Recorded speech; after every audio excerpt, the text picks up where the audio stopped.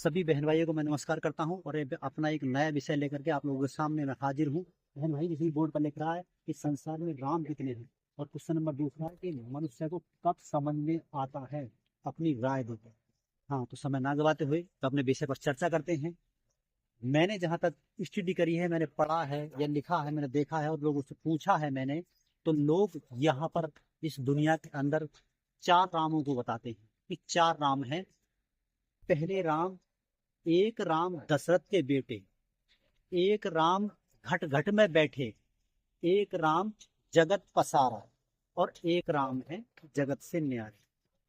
तो बहन भाइयों, ये चार राम हैं दुनिया के अंदर जो लोग महापुरुष हैं, ये जितने भर भी लोग बताते हैं। अब विषय सोचने का ये है कि लोग वाग यहाँ पर दुनिया में आकर के ना जाने जय श्री राम करके कोई कितना अत्याचार कर रहा है, किसी दूसरे को मार रहा है, एक समुदाय दूसरे समुदाय को मार रहा है, एक कह रहा है कि तू धर्म परिवर्तन कर रहा है। हर तरह के झूठे झूठे और रियल में झूठे झूठे पाप कमा रहा है, झूठे झूठे आरोप लगा करके हम देख पाते हैं। और ना जाने किन किन के खामोखा, जिनका कोई मतलब भी नहीं है, उसकी आराधना पूजा कर रहा है और पाप का भागी बन रहा है। अब सोचना बात यह है, क्योंकि जब बोला गया है काम का, जो बोलते हैं कि काम के जो राम है वो कौन से हैं। काम के राम, काम के राम एक अदृश्य जो पावर है, जो जो मतलब लास्ट के जो राम है, एक राम है जगत से न्यारा। उनकी चर्चा बोला गया है कि सबसे काम के राम वही हैं।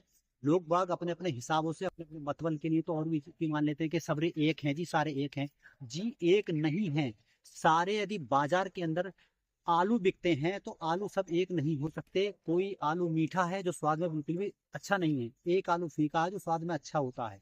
तो आप समझ गए होंगे मेरा जो उदाहरण है। और दूसरी बात कहने का ये, मनुष्य को कब पता आता है, तो देखते हैं इसमें। मनुष्य को जब पता आता है, जब मनुष्य पैदा होता है तो वो घड़ी शुभ बन जाती है करेक्टली। और जब मनुष्य जब जाता है यहाँ से तो वो उसको अशुभ बना लेते हैं। लेकिन मनुष्य, ये उसको भी कुछ लोग रियल में मानते हैं कि सच ये भी है, उसको भी अशुभ बना लेते हैं, शुभ बना लेते हैं अपने अपने हिसाब से। बीच में देखा गया है लोग सब शुभ अशुभ के चक्कर में घूमता रहता है, और यहाँ तक मैं कहूंगा कि मूर्खपंथी के चक्कर में चक्कर लगाता रहता है दुनिया के अंदर। और फिर दूसरी बात, जानता कब है, जब वो यहाँ से दुनिया को छोड़ करके जाता है और जब कांटी पर टना होता है तो दुनिया के पीछे जाने वाले लोग क्या बोलते हैं, राम नाम सत्य है। बात समझ गए कि राम नाम सत्य है, और राम राम सत्य है। दूसरा है हरि नाम सत्य है। मतलब जो तीसरा चार ही शब्द बोलते हैं। राम राम सत्य है, राम नाम सत्य है, हरि नाम सत्य है, और चौथी में है सत्य बोलो मुक्ति है या गत्य है। मुक्ति का मतलब मृत्यु नहीं है, या मान के चलो ये कोई अगर मर जाते हैं उनका संस्कार करना नहीं है। सत्य बोलो गत्य का मतलब है, मुक्ति का मतलब पाप क्षमा है, पाप क्षमा पाप उद्धार है। अब दूसरी बात, सत्य क्या है, तो सत्य वो परमेश्वर है, एक निराकार शक्ति है। यहाँ पर किसी भी राम की चर्चा नहीं हुई है। यहाँ एक जिसे बोलते हैं एक निराकार परमेश्वर खुदा राम की चर्चा हुई है। यानी सत्य, सत्य सत्य बोलो गत्य है, अर्थात लास्ट में है सत्य बोलो गत्य। अब सत्य क्या है, जब एक कहते हैं, जब बाइबल बता रही है कि मार्ग सत्य और जीवन में ही हूं, तो सत्य की बात आ गई। जो मनुष्य सत्य को मान रहा है, अर्थात सत्य हमेशा सत्य रहता है, वो एक अजर अमर पावर है। तो उसको मानने के लिए लोग ना जाने कितने कितने लड़ रहे हैं, झगड़ रहे हैं, ना जाने और भी ना जाने कितने कितने लोगों ये कितने कितने लोगों पर अत्याचार कर रहे हैं, और तो और मूर्ख पाखंडी में घुसे हुए हैं। अगर परिवारों में मैंने ऐसे देखा है कि लोग बाग मतबल के लिए भी लोग ना जाने क्या क्या तरह तरह का टुंटरा मुंटना, जादू टोने, टोटके वगैरह, कभी भक्तों के चक्कर में, कभी किसी के चक्कर में फंसे हुए हैं।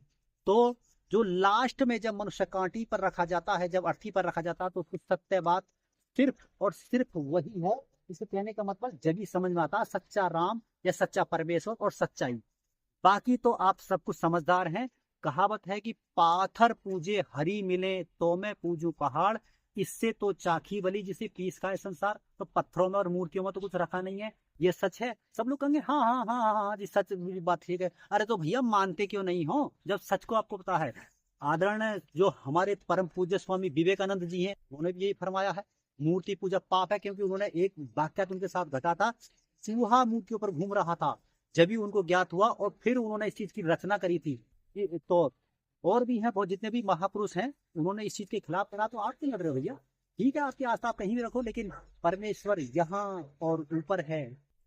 जो कि अब ऊपर कुछ लोग कहेंगे आसमान है, या आसमान नहीं है और चीज नहीं है नहीं। जो सृष्टि करता उसमें निराकार शक्ति है। मेरी बात को आप समझ गए होंगे। बहुत सारी बातें हैं, क्योंकि इसमें भी जो लास्ट में जो सत्य की जो परिभाषा, आगे अगर हम जाते हैं तो हिंदू के जो ग्रंथ ही बोलते हैं, हिंदू के ग्रंथ बोलते हैं, बिन पग चले सुने बिन काना, है बिन कर करे अनेकों कामा, है नी। और बिन बाणी अंबर बने जोगी, है नी। तो आप देख सकते हैं, ना कोई बाणी है ना कोई कुछ है नी, और ना हाथ है, सारे काम करते हैं। तो निराकार शक्ति तो होगी, सत्य तो निराकार हो गया ना। तो बहन भाइयों, मेरे इसका अर्थ समझ गए होंगे। अब लोग बात कुछ लोग और भी भ्रम है उन लोगों के अंदर, क्योंकि बस जानना तो है नहीं, सिर्फ लड़ना और झगड़ना है। आगे किसी और भ्रम के बारे में और आगे बात करते हैं, लेकिन मेरे दो ही उद्देश्य थे कि कब पता पड़ता है और राम दुनिया के अंदर कितने, इतने जानना आपके लिए इसमें ये जो कम काफी है, मेरे मन में आया। और ये जो संदेश मैंने आपको दे दिया है। मिलता हूँ अगले वीडियो में, तब तक के लिए सभी को नमस्कार।